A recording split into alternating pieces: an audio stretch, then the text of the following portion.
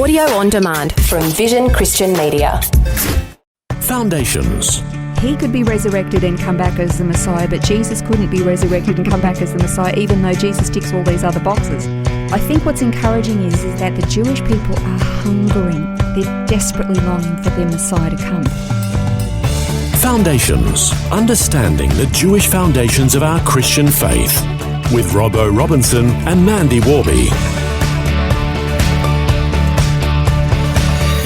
Over the next couple of programs, we're going to be taking a look at the conundrum of how the Old Covenant seems to be describing the Jewish Messiah as either a suffering servant or a victorious king, and how this has caused a great deal of confusion for the Jewish people. You know how a couple of programs ago, we were talking about the description of the Messiah in Isaiah chapter 53 and how over the past couple of thousand years there's been a concerted effort by some in the Jewish leadership to either delete it, like to remove that portion completely because it describes so clearly Jesus Christ, and they didn't want that, or they reinterpreted it to not be referring to the Messiah, but to the Jewish people themselves. And we discussed how that couldn't possibly be and how that was wrong. There was elements where you could see it, but others where it was just completely it just didn't make sense at all. And it was also very contrary to the historical, traditional view of all the religious leaders right up until just a couple of hundred years before Jesus came.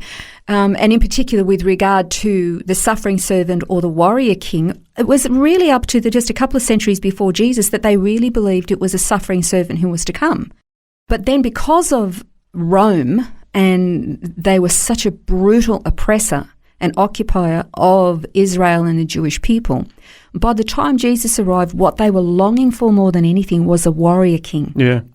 But it actually has been a bit of a conundrum for the Jewish people, because if you go through the Old Covenant prophecies about the Messiah, you actually find two distinct characters actually presented quite clearly. Yeah. And then you kind of think, well, how could a suffering servant also be a warrior king at the same time? It's not possible. Or is it? So that and he goes by two names. These particular characteristics or descriptions of the Messiah. There's the Mashiach ben Yosef, which means the Messiah son of Joseph, or Mashiach ben David, the Messiah son of David. Well, Messiah son of David makes sense to me, and that's sort of one that we can see easily in the Bible. But why would Messiah son of Joseph be the alternate one represented? Well, if you look at the character of Joseph, I mean, nothing bad is said about him, first of all. And he wasn't perfect. Like nothing was said bad about Daniel either, but we know they weren't perfect. But none of their grievances or sins were ever detailed. So you come out looking at the character of Joseph as being a very righteous, godly young man. But he basically was rejected and despised by his brothers. He was sold into slavery and pretty much left for dead, assumed dead, believed to be dead by his father, imprisoned, falsely accused, but he actually becomes victorious, seemingly comes back from the dead, rises to a position of ultimate power within that particular kingdom, and eventually brings about the salvation and protection of his entire family. Yeah. So you kind of think, well, obviously the parallels are quite clear that Joseph is a prefigure of the Messiah. And it matches a lot of the prophecies about a Messiah who will suffer. And it wasn't just in Isaiah 53 that the suffering servant or suffering Messiah is presented. It's in other places as well. But then you look and you think, okay, there's lots of prophecies about a Messiah who's going to come as a reigning, ruling king. And of course, obviously, you got to look at the role of King David. I mean, his era was known as the golden age of the nation of Israel. Yeah. He was a king who was beloved of the people. He was highly skilled. He conquered his enemies. He protected his people. And he ruled with love and grace. Okay, in this we don't want to look at his many sins. But he really was this most beloved leader, this incredible king who really did love and care for his people. So this is the quandary. Is this Messiah going to turn up and be a suffering servant, or is he going to be a conquering king? And if you sort of jump back to the story of Joseph, you know, when he finally reveals himself to his brothers, he said something really, really profound to them, because, I mean, they were quaking in their boots. Yeah. They were really scared, because particularly after Jacob actually died, they were really quite scared. What is he going to do? He's the most powerful man in Egypt. What is he going to do? And he says to them, this is in Genesis 50 verse 20, he said, "As for you, you meant evil against me, but God meant it for good in order to bring about this present result, to preserve many people alive." Remember, Joseph didn't just bring about the salvation of his immediate family, getting them from Canaan to the land of Goshen in Egypt. He kept the entire nation of Egypt alive and any surrounding nations. And what is Egypt a picture of? The world. Yeah. And so, again, you see this picture of a suffering servant who basically dies, gives his life to save not only his own people, but the world. Yeah. But again, like we mentioned in those other programs, there are plenty of rabbis who are going to try to say it couldn't possibly be Jesus. Absolutely not. It couldn't possibly be. But it doesn't reconcile the problem that you have of so many people recognising, particularly as we mentioned before, as the Dead Sea Scrolls, once they were discovered, and Isaiah 53 is right smack bang in the middle of it, and there's this suffering servant, questions have then got to be answered.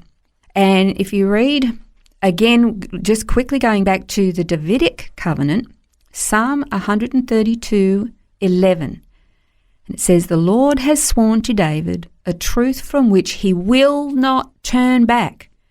Of the fruit of your body I will set upon your throne."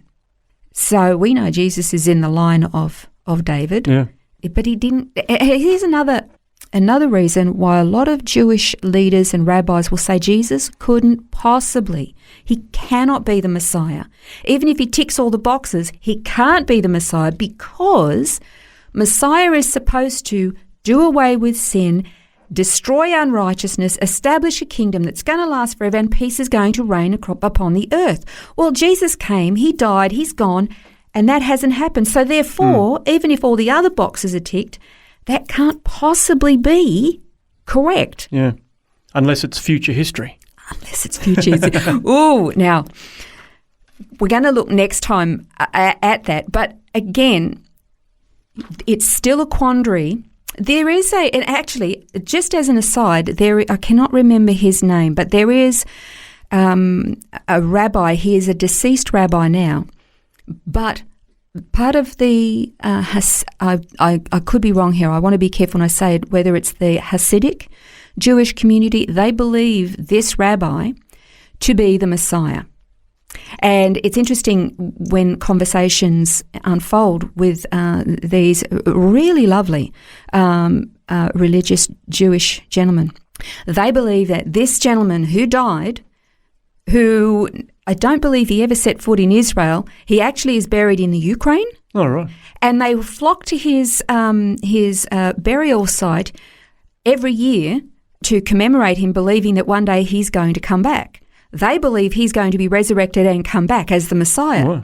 And then if you have the conversation, you say, well, how come he could be resurrected and come back as the Messiah, but Jesus couldn't be resurrected and come back as the Messiah, even though Jesus ticks all these other boxes? And there's really no response or answer to that. I think what's encouraging is that the Jewish people are hungering. They're desperately longing for their Messiah to come. The confusion is how he's going to come. And we'll look at that some more in the next program as we continue to unpack this conundrum, as we've called it, as to whether Jesus is the suffering servant or a victorious king. We'll do that next time on Foundations. This has been Foundations, a look at the Jewish foundations of our Christian faith. For study notes, resources and more, see vision.org.au/foundations. Thanks for taking time to listen to this audio on demand from Vision Christian Media. To find out more about us, go to vision.org.au.